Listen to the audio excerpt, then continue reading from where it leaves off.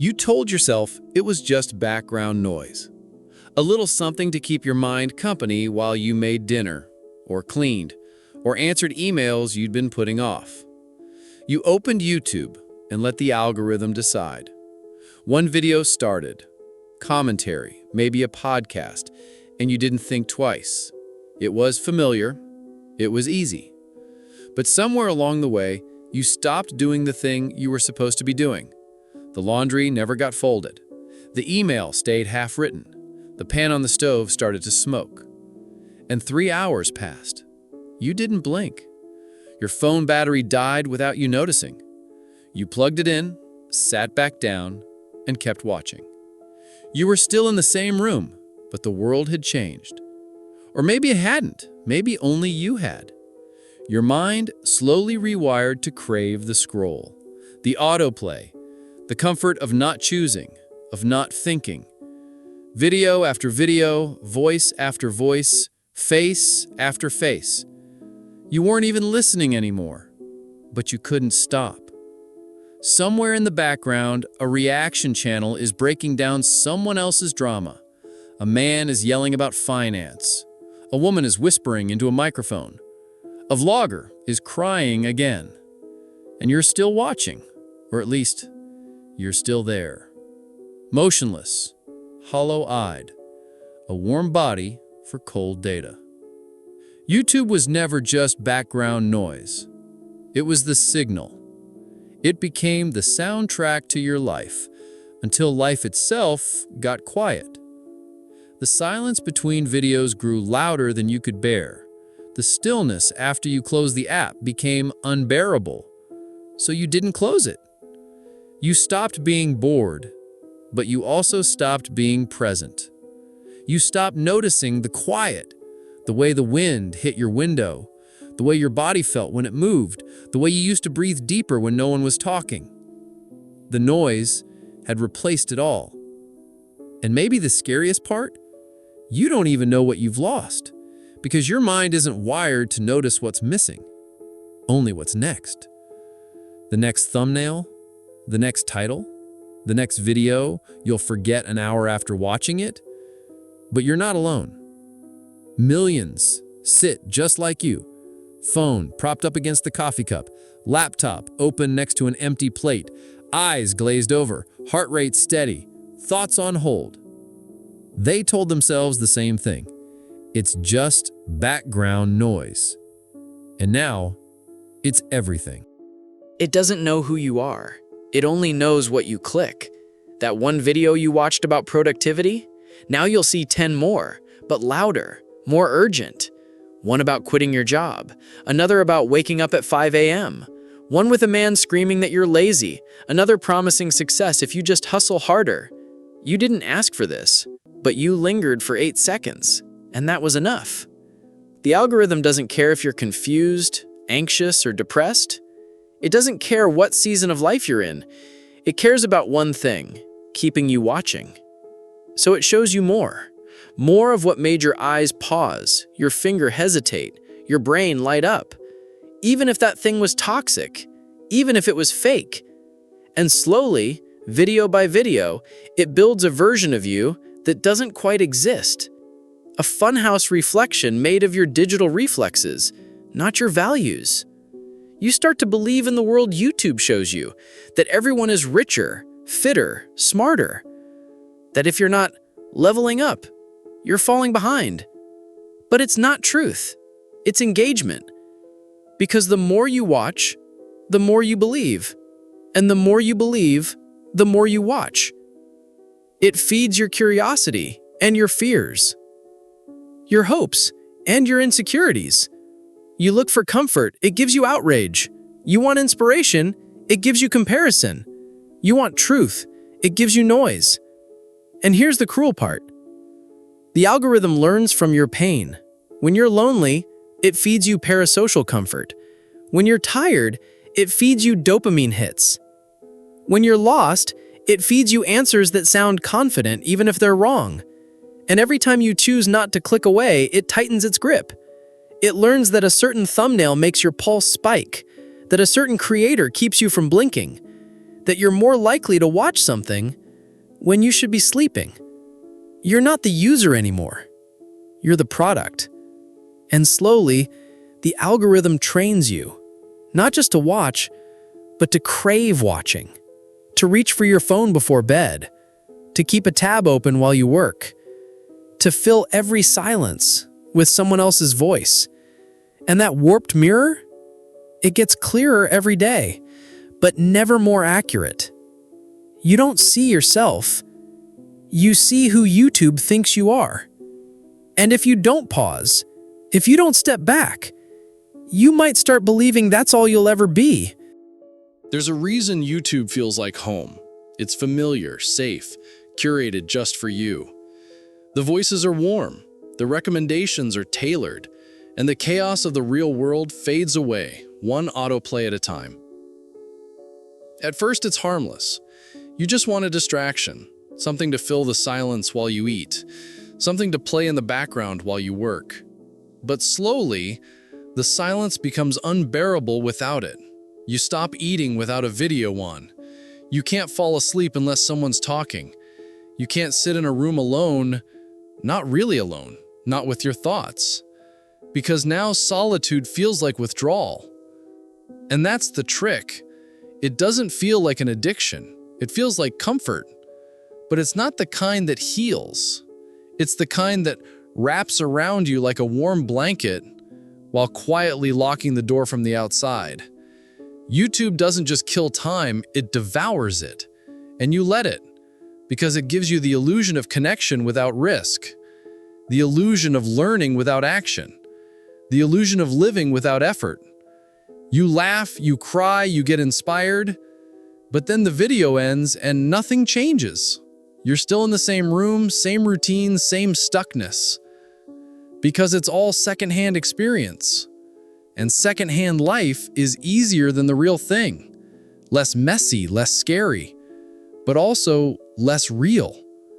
And deep down, you know that. You can feel it in those moments between videos.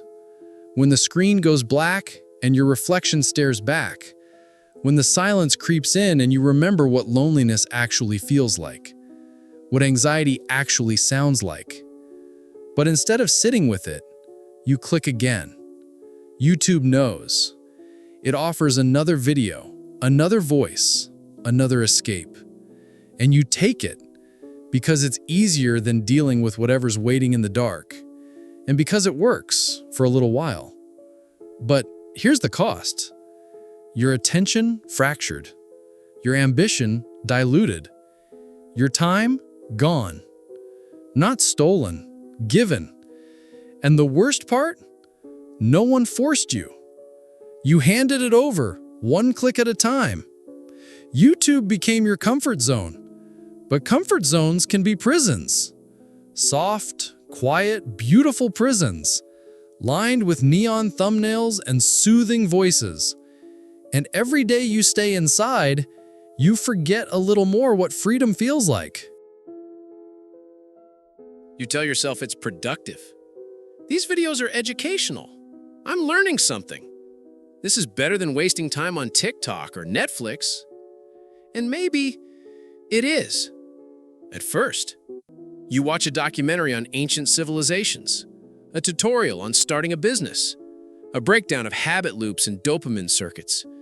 You nod along. You feel smarter. You feel like you're preparing for something big. But what are you actually doing? You're watching someone else build, someone else change, someone else succeed. It's like watching someone go to the gym and thinking your body will change too.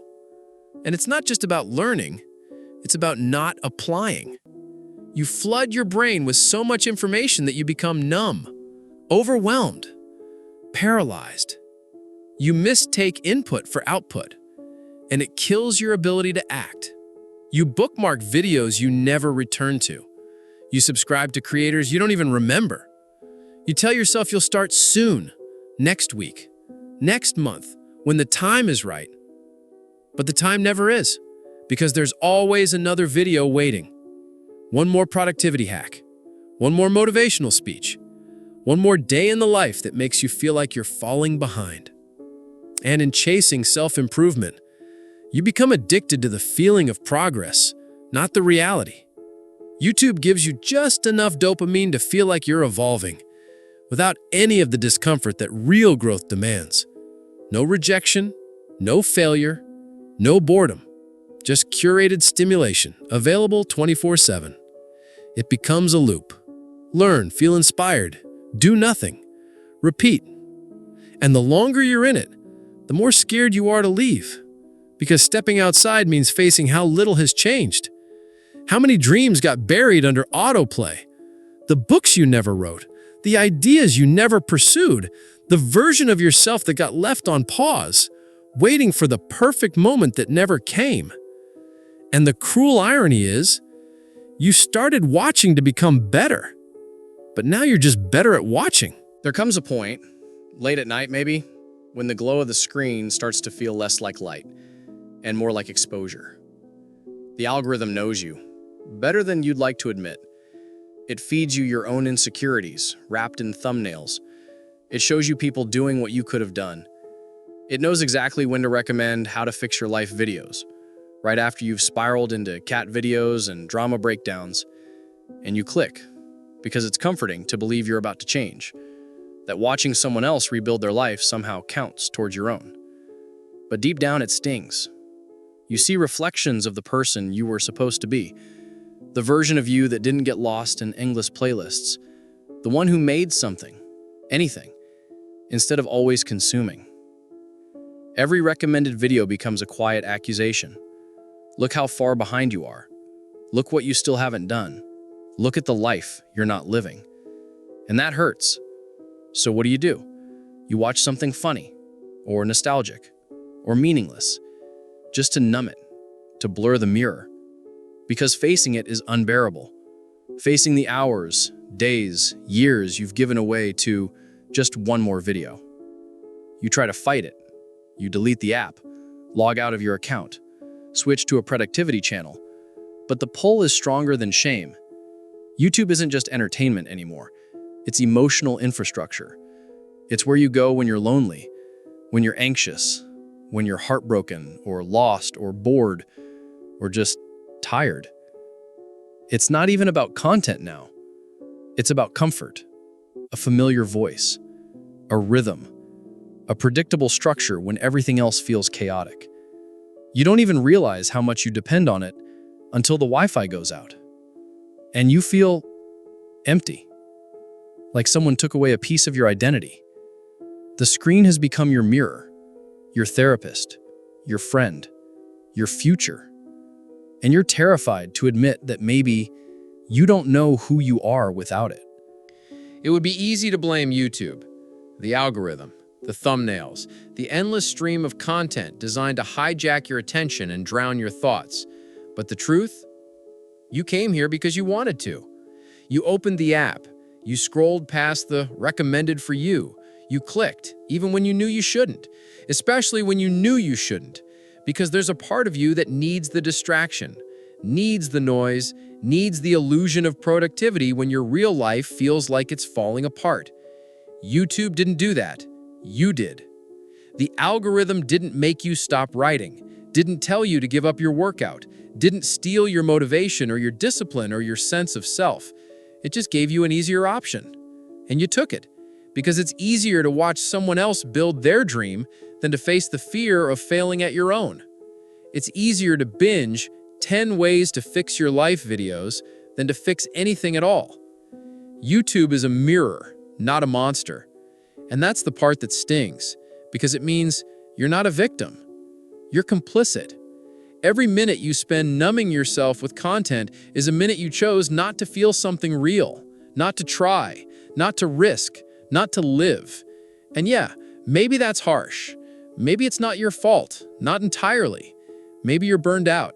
Maybe you're depressed. Maybe life handed you a deck of cards so heavy, even pausing feels impossible. But here's the catch. YouTube doesn't care. It will keep feeding you exactly what keeps you watching, not what heals you, not what helps you grow, not what brings you back to yourself. You have to do that. You have to want to do that. And if you don't, you'll keep waking up in a bed warmed by blue light, wondering where the hours went, where you went. You'll keep living vicariously through strangers with better lighting and better editing and better stories until yours is just a playlist that never got played. It's not the app. It's not the algorithm. It's what you've allowed it to replace. And until you face that, you'll never escape it. The thing about obsessions is they start small. A video during lunch, then a playlist before bed, then one more, always one more, until your life becomes a blur of someone else's highlights while your own dreams decay in silence. But if you've made it this far, if you're still listening, you already know that. You're not here by accident.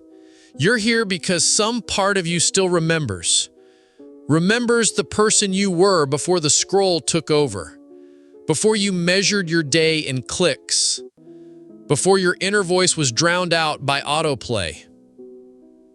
You weren't born to binge. You weren't made to spectate. You were meant to create.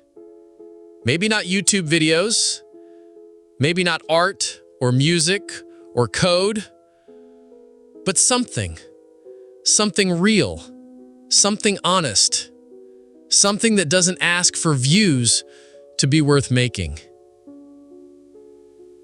You've just forgotten what it feels like to begin, to do something without pausing every 5 minutes, to sit with your own thoughts without needing someone else's soundtrack. YouTube will always be here. That's the terrifying part and the hopeful part. It means you can walk away. You can take a break. You can come back when you're ready, not when you're triggered. Because the real win isn't quitting the platform. It's reclaiming your power over it. The power to choose what enters your mind. The power to say, that's enough. The power to ask yourself, what am I building today that wasn't yesterday? That's your measure now. Not hours watched, not subscriptions, not even knowledge absorbed, but life created. You get one life, one real, unskippable, no rewind, ad-free life. And while YouTube will continue to offer you an endless scroll of someone else's, it will never replace the thrill of writing your own. So start now. Close the app. Take the silence. Let it hurt. Let it heal. Then take that quiet and do something loud with it.